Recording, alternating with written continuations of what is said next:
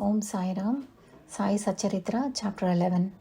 This chapter covers the following: Sai as Sagun Brahman, Dr. Pandit's worship, Haji Siddiq Falke, control over the elements. Sai as Sagun Brahman. There are two aspects of God or Brahman: the invisible, that is Nirgun, and the visible, that is Sagun. The Nirgun is formless, while the Sagun has a form, and both denote the same Brahman. Some prefer to worship the former and some the latter. As stated in the Gita chapter 12, the worship of the latter is easy and preferable. As man has got a form, that is body, senses, etc., it is natural and easy for him to worship the God with form. Our love and devotion do not develop unless we first worship Sagun Brahman for a certain period of time, and as we advance, it leads us to the worship of the Nirgun Brahman. So let us start with Sagun worship. An image, an altar, fire, light, sun, water, and the Brahman are the 7 objects of worship. But the Sadguru is better than all these. Let us on this occasion bring to our mind the form of Sai, who was non-attachment incarnate and who was a resting place for his sincere devotees. Our faith in his words is the seat of his asan, and our sankalpa, that is determination to start and finish the puja, is the abandonment of all our desires. Some say that Sai was Bhagavad Bhakta, that is devotee of the Lord, while others say he was a Maha Bhagavad Bhakta, that is a great devotee. But to us he is God incarnate. He was extremely forgiving, never irritable, honest, soft, tolerant, and content beyond comparison. Though he looked embodied, that is, as having a form, he was really disembodied, emotionless, unattached, and internally free. The Ganges, on its way to the sea, cools and refreshes the creatures affected by the heat, gives life to the crops and trees, and quenches the thirst of many. Similarly, saints like Sai, while they live their own life, give solace and comfort to everyone. Lord Krishna has said that the saint is my soul, my living image. I am him, or rather he is my pure form, that is being. This is indescribable power of God, known as pure existence, knowledge and bliss, incarnated in the form of Sai in Shirdi. The Shruti, that is Taittiriya Upanishad, describes Brahman as bliss. This we read or hear daily in religious books, but devout people experienced this Brahman or bliss in Shirdi. Baba, who supported everyone, required no support from anybody. He always used a piece of sackcloth for his seat, which was covered with a small, beautiful bed by his devotees, and a pillow to support his back. Baba respected the feelings of his devotees and allowed them to worship him as they liked. Some waved chamara or fans before him. Some played on musical instruments. Others washed his hands and feet, while some applied scents and sandalwood. Some offered Baba betel nuts with leaves and other things, and others offered Naivedya, that is offering of food. Though he looked like he was living in Shirdi, he was present everywhere. This all-pervasiveness was experienced daily by his devotees. We prostrate before this all-pervasive Sadguru.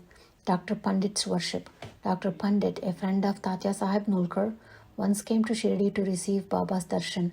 After bowing before Baba, he stayed in the masjid for some time. Baba asked him to go and meet Dadabhat Khelkar. He went to Dadabhat, by whom he was well received. Then Dadabhat left his house for the Aarti Puja, and Dr. Pandit accompanied him. Dadabhat worshipped Baba, and nobody until then had dared to apply sandal paste to Baba's forehead. Only Mahal Sapati used to apply it to Baba's throat. But the simple-hearted and devout Dr. Pandit took Dadabhat's dish with puja material, which contained sandal paste, and drew 3 horizontal lines on Baba's forehead.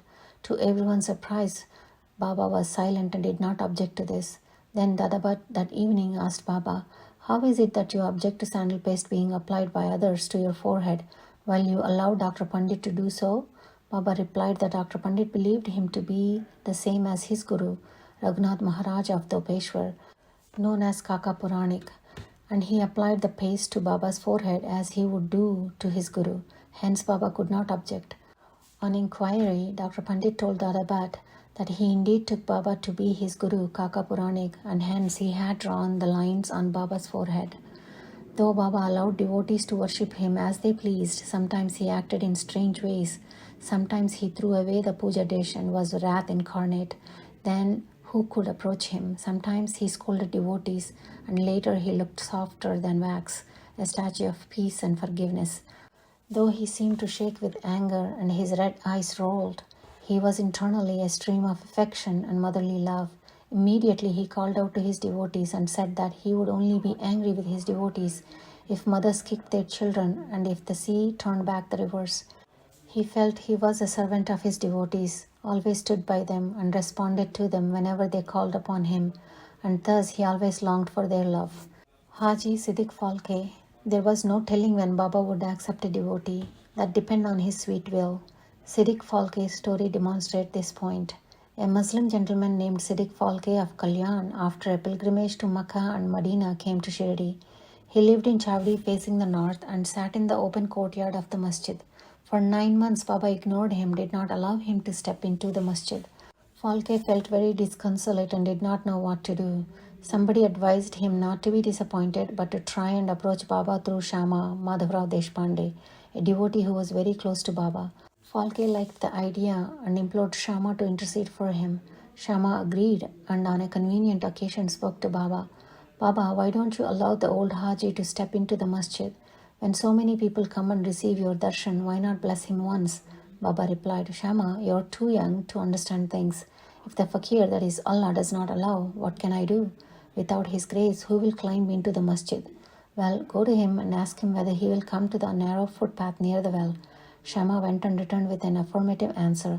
Baba then said to Shama, ask him whether he is willing to pay me the sum of 40,000 rupees in 4 installments. Shama went and returned with the answer that Falke was even willing to pay 4 million rupees. And then Baba said to Shama, we are going to butcher a goat in the masjid, so ask him whether he would like to have mutton, the haunch, or the testicles of the goat. Shama returned with the answer that the Haji would be happy to receive a small crumb from Baba's pot. Hearing this, Baba got very angry and approached the Haji and said, why do you brag, fancy yourself great, and then pose as an old Haji? Is this the way you read the Quran? You are proud of your pilgrimage to Mecca, but you do not know me. Being thus scolded, the Haji was confounded. Baba then went back to the masjid, purchased a few baskets of mangoes and sent them to the Haji. Then Baba again went to the Haji, took 55 rupees from his pocket and gave it to the Haji. From that time, Baba loved the Haji, invited him for meals, and the Haji thereafter came to the masjid whenever he liked. Baba gave him at times a few rupees, and thus the Haji was enlisted in Baba's darbar, that is his royal court. Baba's control over the elements. We shall close this chapter after describing 2 incidents showing Baba's control over the elements. One evening, there was a terrible storm at Shirdi. The sky was overcast with thick black clouds. The winds began to blow fiercely, the clouds roared, lightning began to flash, and the rain began to descend in torrents. In a short time, the whole place was flooded with water. All the birds, beasts, and men got terribly frightened, and they all flocked to the masjid for shelter. There are many local deities in Shirdi, but none of them came to their aid. So they all prayed to Baba, their god, to intercede and quell the storm. Baba was deeply moved. He came out and, standing at the edge of the masjid, addressed the storm in a loud and thunderous voice. Stop! Stop your fury and be calm. In a few minutes, the rain subsided, the wind ceased to blow, and the storm came to a halt. Then the moon rose in the sky, and the people went back home relieved. On another occasion, at noon, the fire in the dhuni, that is the fire Baba kept burning all day, began to burn brightly, and its flames were seen to be reaching the rafters above. The people who were sitting in the masjid did not know what to do. They dared not ask Baba to pour water or do anything to quench the flames. But Baba soon came to realize what was happening. He took his satka, that is, short stick, and dashed it against a pillar in front of him, saying, get down, be calm. With each stroke of the satka, the flames began to burn less fiercely, and in a few minutes the dhuni became calm and normal. This is our Sai, an incarnation of God. He will bless any man who prostrates and surrenders before him.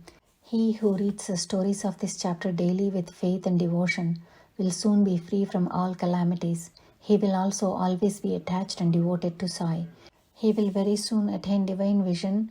All his desires will be fulfilled, and thus, being ultimately desireless, he will attain the supreme abode. Bow to Sri Sai, peace be to all. This brings us to the end of Sai Satcharitra, chapter 11.